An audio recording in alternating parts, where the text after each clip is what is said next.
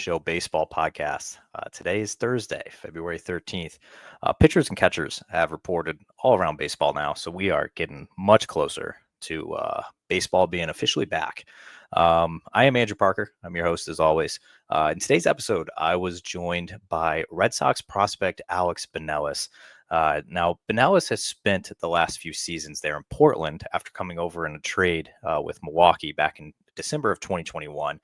I've come close to Alex Binelas over the last few years, and just seeing him off the field, and whether it was in Portland or when I would run into him in New Hampshire, and even getting up to Worcester towards the end of last year, he's been grinding, and it's nice that he's going to finally be able to start the year in AAA this year at a level he belongs at. He's still only 24 years old, so obviously he's fairly young to be at the AAA level still, which is crazy to say after spending the last two seasons in AA. But yeah, I think it's always a good time to have Alex on and just kind of pick his brain a little bit about where he's come from, and obviously starting the time in Milwaukee system and being in the Red Sox now for a few seasons, and he's kind of fully comfortable now in the system and knows his teammates, his surroundings, and the coaching staff and the development staff and everything. So well, enough of me rambling, and without further ado, let's shoot you on to the interview with Alex Binelas. All right, guys, I am joined by Alex Binelas. Alex, I know we were just talking a little bit off air. You're still back home right now. Don't get down to the fort yet till this weekend. But how did the offseason go for you? It was a good offseason. Finishing the season last year, was kind of banged up a little bit. Had something with my oblique, something with my quad, some nagging injuries. So, spent the first month just, resting, getting 100% healthy. Did a lot of deer hunting. So, was in the woods for a lot of those days that month. And then, once Thanksgiving kind of rolled around, it was game on again, getting the body right, getting in the gym, getting stronger, bigger, faster, stronger. And then obviously the hitting, infield throwing, all that stuff kind of ramped up. But it was smooth, no setbacks, nothing crazy happened. So it was very smooth off season, and, ready to go. And miss competing. That's the big thing, being trapped inside here in Wisconsin. I want to get outside and start competing. So obviously you had just brought up that you did a little bit of deer hunting, and I saw on your Instagram you did end up getting one. So, but my question is in regards to just how important is that for one to completely disassociate with the game of baseball and just kind of like go back to what what you love doing, just off the field, completely, being in the out in the the stand or whatever it is out there hunting. Like, how important is that for you? It's huge. Everyone has something different that they do, but for the most part, everyone, it's either a vacation, golfing trip, whatever it is, people have their way of, after the season, just hitting a reset button because it is long. If you include spring training, you're going from February to end of September, and it's every day but Monday, and that's a long time to be doing something as baseball. You can go through hot streaks and cold streaks, and you're failing way more than you succeed, and that's tough. It's just mentally. It's not even the physical part, like I talked about. I was banged up physically, but it's just more mentally. If you're locking in every day and you're coming in, wanting to, get to the big leagues, that like everyone's dream is, you got to come in every day ready to work, locked in, and doing that for however many months that is, February to end of September. It's very tolling. So, it was huge for me. My grandpa basically lives up there during deer season, so spending a lot of time with him, it was special. Family coming up on the weekends, whatever it is, and people I haven't seen in that time span. So it was good catching up and good resetting.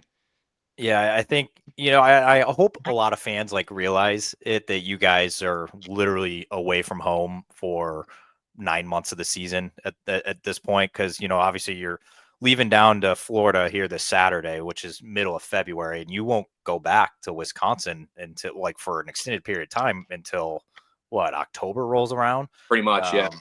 It's you don't get much time. Like, your off season is very, very, very, very short. And I don't think people like truly realize, like, you guys are going city to city for 6-7 months straight, and it's just how it is. So Exactly. I feel like it's, the off season, it's so big. And with you guys, like obviously just doing things like you said, going golfing, or I know you guys do that during the season too, but having the chance to go hunting in the offseason, I feel like is so big for you. But I do want to ask as well in regards to the baseball side of things. Obviously, a lot of guys over the offseason, they a lot of the pitchers, they go train at the treads, the Cressy, whatever it is, and the drive lines of the world. And for you hitters, you guys probably work out at more local places around you where you've been going for a lot of your life. So for you in your off-season program, like what kind of things were you kind of working on this year? Yeah, I mean, for me, it's getting back to the basics. When you start to get too analytical and watching way too much film and all that stuff, for me, it sets me back almost when I think about that. It's how simple can I make this? Because it's hitting a baseball is the hardest thing to do in the world, and why are we complicating it by doing all these different things? I know what works for me, and I'm just gonna hammer down on that. For me, it wasn't a lot of drill work, a lot of feeling out different moves, whatever. You talk about training bat speed, all that stuff, which I'll be doing with the Red Sox when I get down there. But this off season, I really wanted to work on making it like game like almost, and some drills, if you want to call that, would be like having two machines. One's a fastball, one's a breaking ball, and you go back and forth because when you get a fastball machine, you get 30 pitches in a row on a fastball machine, it gets pretty repetitive, and everyone you just fall into a path of I'm swinging no matter what, I'm not taking any pitches, I'm just kind of zoned out swinging. Where you got two machines coming at you, you got to focus on every rep and its timing. And for me, what I found was I'm not thinking about mechanics as much when I do that. I'm trying to create backspin hard hit balls into the gap somewhere. And for me, like during the season, when I can just walk into the cage and not worry about my swing and just kind of get loose and focus on spinning the ball, that's when I play the best in the game. I'm not overthinking. So this offseason was a lot of that. Obviously bat to ball is a big thing for me that I worked on last offseason, and I saw, big strides last year in my bat to ball. So I continued it this year we do this drill. It's colored baseballs. So we got baseballs with like Sharpie marks on it. So like some baseballs got like a red circle, a green circle, black circle, blue circle, whatever it is. And the feeder feeds the ball in the machine, and I'm tracking the ball and I'm hitting it. And after my swing, I say red, and the feeder will know, am I right or not? It's pretty challenging. And so I did a lot of that. We also call it the black-eyed pearls. On the side of the baseball, you get a full circle with Sharpie, or like a circle with the middle open, and you have to say open or closed. And you all got to do that while you're hitting too. So for me, it helps with bat to ball because you're tracking, and it makes it game like, because I really got to lock in on this pitch. And most of those balls are kind of scuffed up a little bit because they're run through the machine so much. I took some home from Portland last year, and so a lot of them, they'll take off and they'll be balls. So you're getting a lot of game like situations, and that's what I try to put myself in this off season as much as possible. Is that new to this offseason? You haven't done anything like that before? I didn't do it last off season, but I did a lot of it in spring training and during the season, and I saw results right away with my bat to ball and my swing decisions, which is the two main focuses I had last year, and felt like I did a very good job at that. So I wanted to continue that over, because you can never get enough of bat to ball and swing decisions. In my case, as a power hitting lefty, I can always work on that. So this offseason was the first offseason that like I put together months and months of it before the season. So excited to see, what that turns into. Yeah, I'm excited to see it as well. And I saw you a few times live, whether it was in New Hampshire, and I think I even seen you when you got up to Worcester towards the end of the year. But for you and your 2024, and obviously you went back to Portland for the second year. What kind of things did you kind of learn about yourself this year? Whether it's like, I guess like the training stuff aside, obviously like, trying to work on things, but, for repeating a level and then obviously getting up to Worcester towards the end of the year, like what did you learn about yourself this year? Yeah. I mean, mentally, can I get through this knowing that, in the back of your head, you're playing good enough to you think you're playing good enough to earn a promotion and you're still not getting it.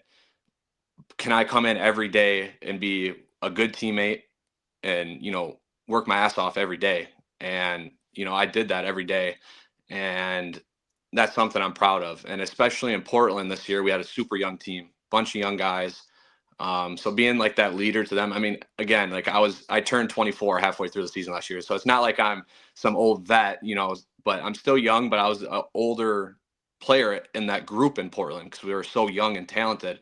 So kind of being that leader to the young guys, showing up every day, and it's a long year, and you're in Portland, Maine, playing AA baseball, and a lot of guys can be like, oh, like screw this, this isn't where I want to be. But you got to go through these steps, and you got to come every day prepared, because one day your name will get called, and you'll be in Worcester, you'll be in Boston, and how can you do that every single day while going up through the minor league system? So for me, I was very proud of myself, just being mentally in it every single day for myself, and helping younger guys along the way. So you don't know this part, but if for people listening, will know. But in the part that I pre-recorded, I actually was talking about your age, because it kind of got lost on me a little bit that you're 24 years old. I thought you were like 27 by now.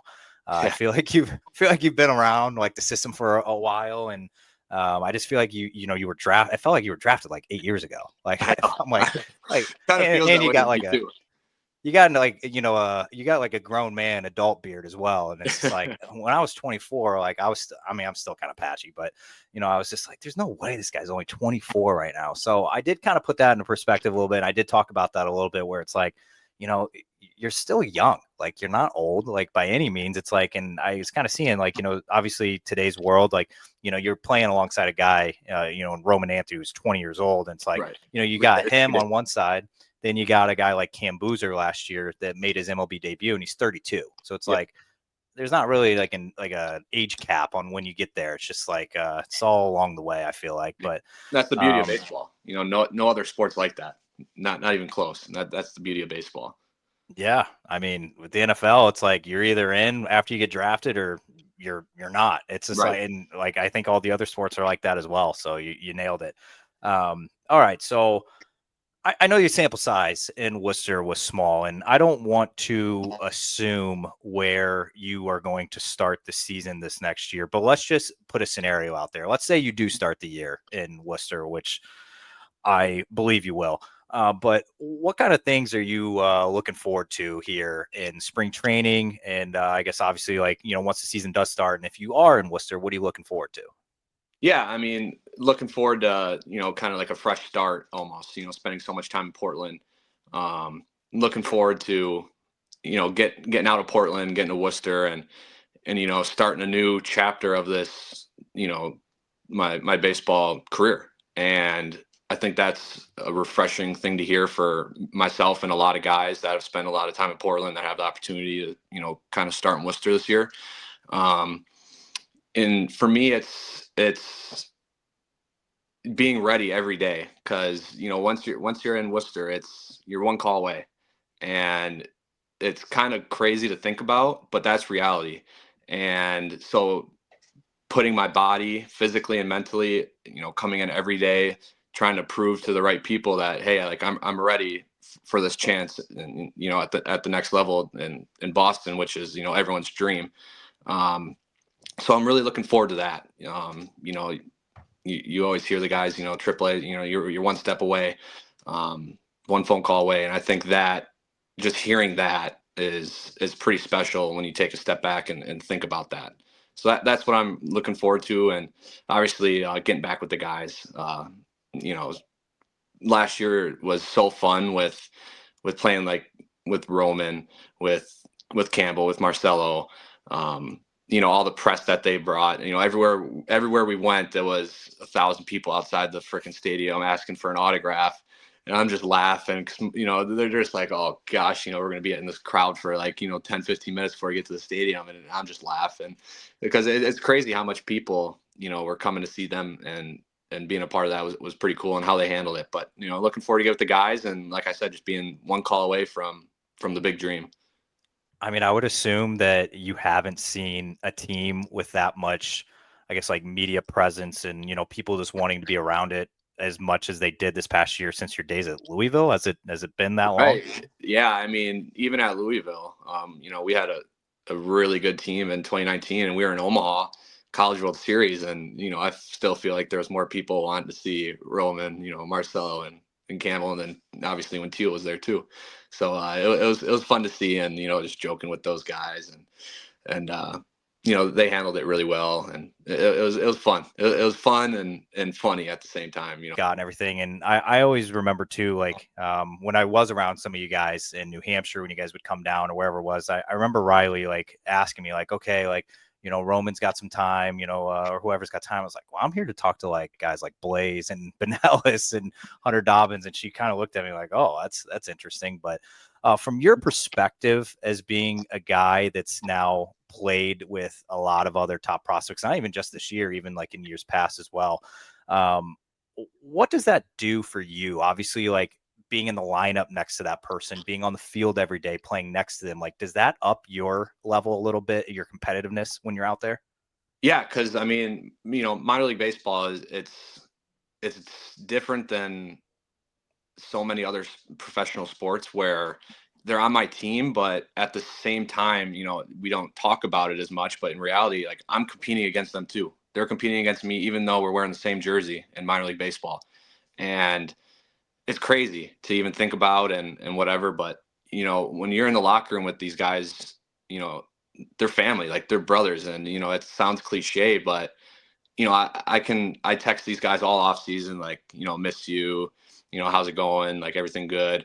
Um, and just, kind of shoot the crap with these guys and joke around. And, you know, those guys like playing with, Rafaela and Abreu, like seeing them in the big leagues, it's crazy. And then you think about it, like one day, when I get up there, I already have these relationships formed. And so, it's cool. And seeing how well, like you talk about Roman, he was like 19 when he first got up to AA, right? Something like that. And seeing how mature he was, I'm like, this dude is, he's not 19. Like there's no way, just physically and mentally how mature he was. But then you see him in the locker room, you're like, all right, maybe he is 19 a little bit. But, it's fun. The friendships are awesome. And, they have the big spotlight on them and everything, but you would never know because they never act like that at all. And that's the beauty of this organization and the players we have in this organization. It's super fun to be a part of.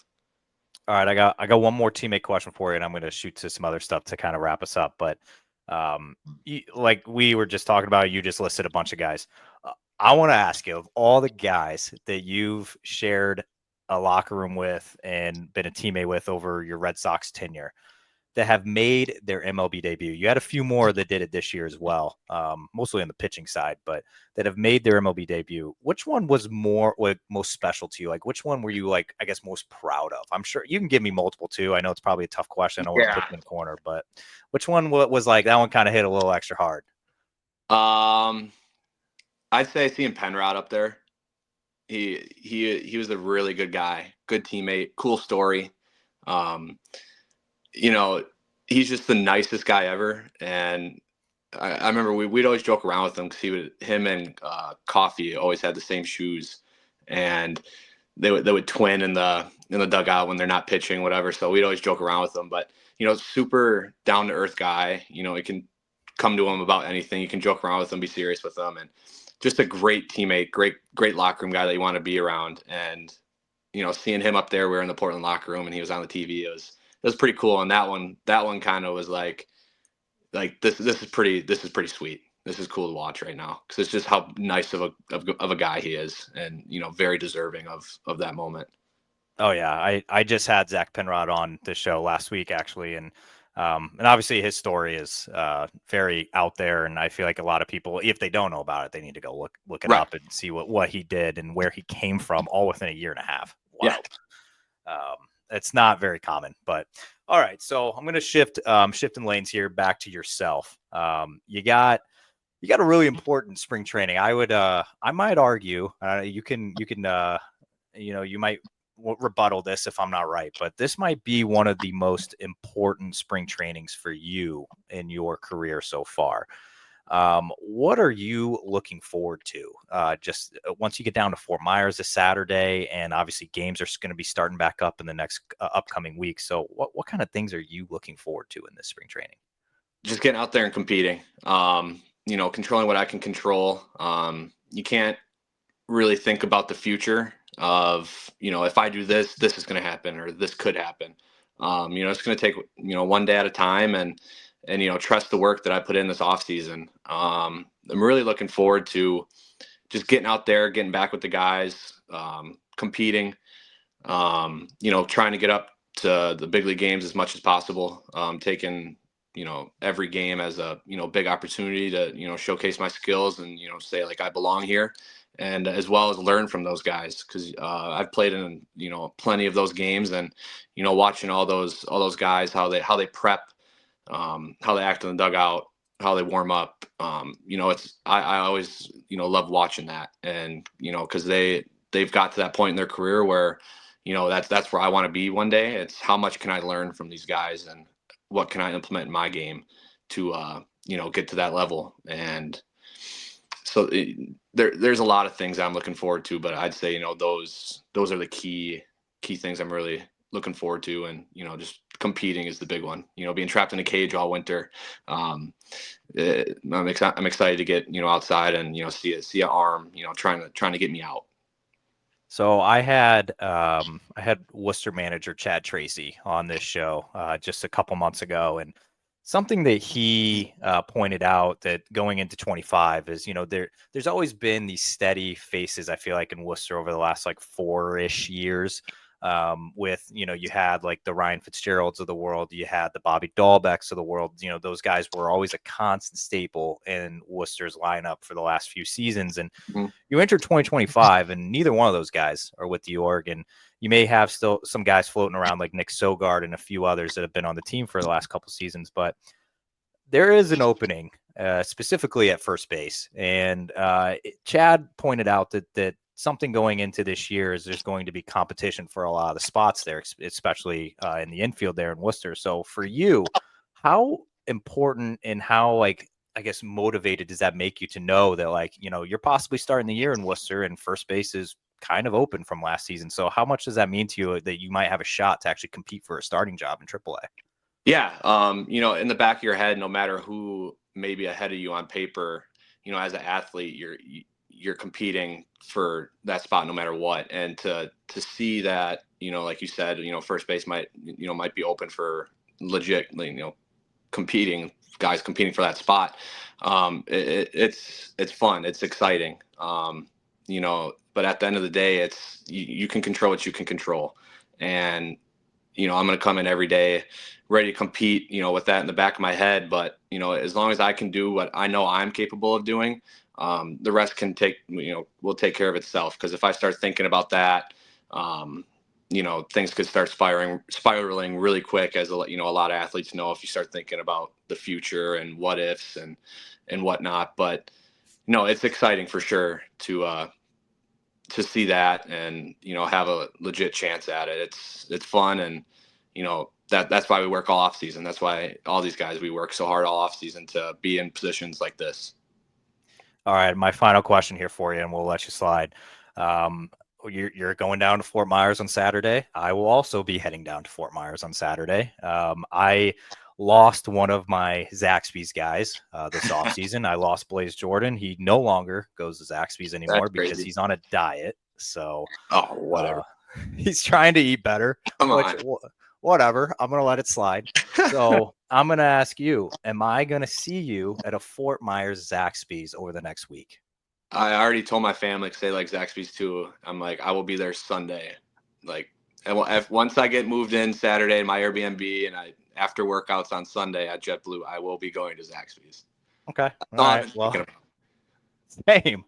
Literally same. I have not been around a Zaxby's in a while. Yeah. So maybe we'll bump into each other at the counter there. Yeah, because we just got a Cane's up here, and it's not the same. Not even close. No, there's a lot of Cane's popping up in Boston, and people think that like Cane's and Dave's Hot Chicken is like on the level. Yep. We got close. Not even close. All right. Well, Alex, I appreciate you hopping on. Obviously, we'll be pulling for you here once spring training does kick off here just in a few weeks, and obviously on to the 2025 season. But thank you so much for hopping on. No, thank you for having me. It was a great time.